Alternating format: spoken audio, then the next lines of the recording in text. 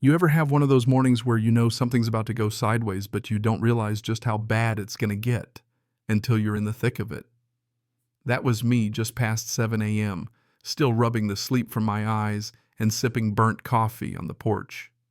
Boots kicked up, watching mist curl over the treetops, right when I heard it, that crunchy, slow roll of tires over gravel. Not the neighbor's pickup, not the mailman, no, this was trouble right on schedule. Next thing I know, two guys step out of a white SUV, big HOA logo, stenciled on the side like they're running a secret government op. Both wearing tucked polos, khakis, lanyards, flapping off their bird chests. They stride right past the private property, no trespassing, not affiliated with HOA sign. I carved myself, then start eyeing my garden beds, like they're hunting for nuclear waste. My dog Jasper, who's got more attitude than sense, is already sniffing the air and bristling like he wants to take a bite out of their pant legs. I stood up slow, set my mug down, and stepped off the porch. Morning, I called real friendly like, "You boys lose a drone or just feel like breaking the law today." The tall one, wraparound shades like he thinks he's Jason Bourne, glances at his clipboard.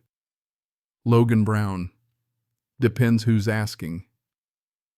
Green Pines, HOA, Environmental Safety and Compliance Task Force, he says, all official. If that doesn't sound like a club for folks with too much time and too little power, I don't know what does. He tells me there's a report hazardous chemical levels on my land above acceptable thresholds. I almost spit my coffee. That's so.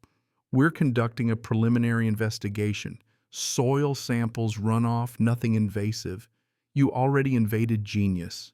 This is my land, not the HOA's, I tell him. I bought this place fair and square 6 years ago, boundaries marked and filed with the county. The short one tries to keep it polite.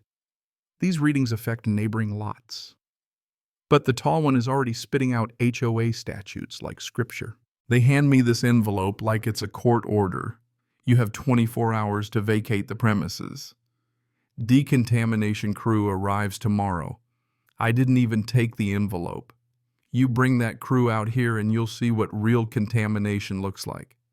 They backed off, but not before dropping their fake legal threat on my porch tires, spinning gravel up at my gate like they're making a statement. I opened the envelope, looked official maps and test results, but not a single agency or lab listed, no real signatures, just a bad science fair project with threats stapled on.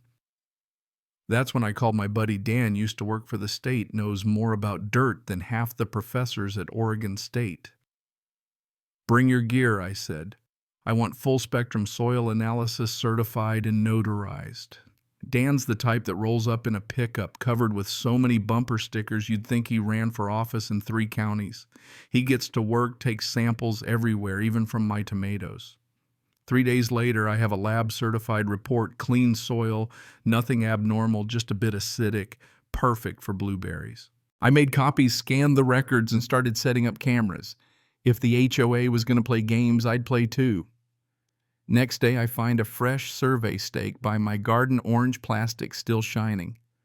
Didn't take me long to snap it in half and toss it.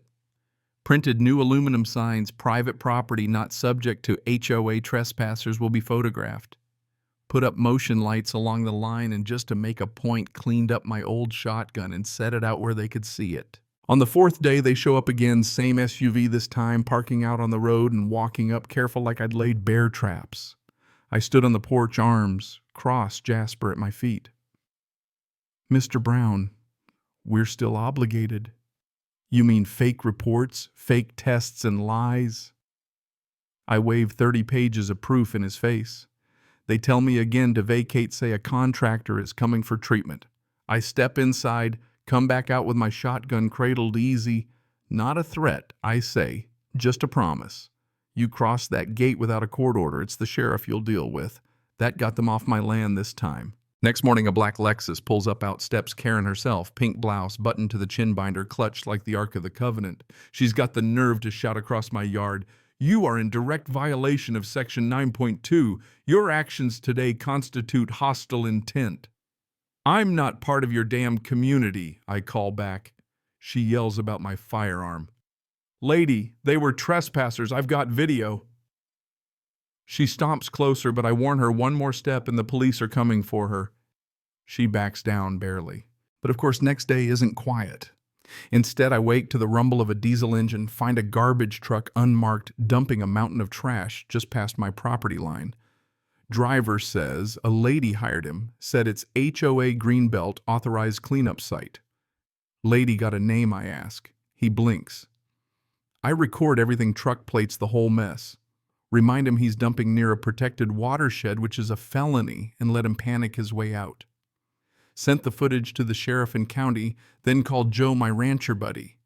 Got manure, I ask. Fermented or fresh, he says. That night, I returned the favor. Let's just say Karen's perfect lawn got a taste of Green Pine's finest, and for once, it wasn't my problem. Next morning, local news flashes: unidentified party illegally dumps organic waste on HOA president's property. I'm still laughing when Deputy Hart calls. Turns out the garbage man gave up the whole scheme, confessed. Karen paid him cash. Within hours, Karen's facing charges: public disturbance, illegal waste disposal, environmental endangerment. And she hasn't even found the cow bomb on her lawn yet. Later that day, Karen and her husband stormed through my gate, screaming, threatening lawsuits, calling me a terrorist. I warned them they're violating a restraining order, but they shoved me anyway, hard. My lawyer, Josh, who just happened to be inside, bursts out with 2 volunteer firefighter buddies.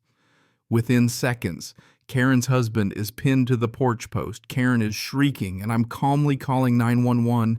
Cops roll up, not their first dance with these two. Karen and her husband are cuffed, still yelling at self-defense and that I provoked them. The best part, every moment is caught on camera. 2 angles audio, so sharp you can hear her heels gouging the porch paint. When the body cam syncs up, even the judge looks tired of the circus. Battery, aggravated trespass, violation of court order, all felony territory now. They plead not guilty, but the video does the talking. My civil suit adds harassment, trespass, fraud, property damage. Turns out the HOA was using discretionary funds to bankroll Karen's little projects, targeting anyone who didn't paint their shutters the right color or mow the approved way. When the trash driver testifies, Karen turns white as a ghost. Other neighbors step forward, sharing stories. Illegal fines, petty harassment. Sick husband cited for lawn neglect. Judge tells the defense now's the time to talk plea deals. Karen's lawyer looks ready to quit law for good. After a media circus and a DA with 0 patience, Karen and her husband plead out 4 years probation, community service, restitution, and that protective order extended to 5 years. The HOA board that backed her gone at the next election. New folks and younger fed up, finally apologizing publicly and dismantling the environmental task force that started it all. Life goes on. I fix my fence, build a new shed, finally repair the dock by the creek. Neighbors wave folks, drop off jam and eggs. A retired contractor helps rebuild the porch. The new HOA president, Naomi, stops by with a peace offering and a sign making it clear I'm outside their reach. I accept the sign, skip the gift basket, and just sit a while watching the woods. Quiet's different now, lighter. Jasper finally relaxes. Even the birds come back. 6 months on, everything looks new. I throw a cookout invite the folks who stood by me. We laugh, eat, swap stories. Just as dusk settles, a black SUV slows by the gate, Karen. No pearls, no clipboard, just sunglasses and a tired face. She lifts a hand. I nod and she drives off. Naomi exhales. Well, that was biblical. We laugh. The fire burns down the woods, go quiet. Last thing I do that night, I walk to the spot where the garbage truck dumped its load, where HOA goons planted flags and started all this mess. Now it's just dirt, clean, peaceful, real. I hammer in a sign, private land, protected by law and a good dog. No HOA beyond this point. Jasper trots up, gives it a sniff, pees on the post, and we head back to the porch fire, still flickering, laughter echoing behind us. Truth is, I didn't win just because I had the paperwork or the cameras or the lawyers. I won because I refused to be bullied off my own land. Because some lines, once they're carved into the dirt you call home, just aren't meant to be crossed. Not by anyone. So let me ask, if someone tried to push you off what's rightfully yours, would you stand up or step aside? Go ahead, tell me below. I'm betting you've got a story of your own.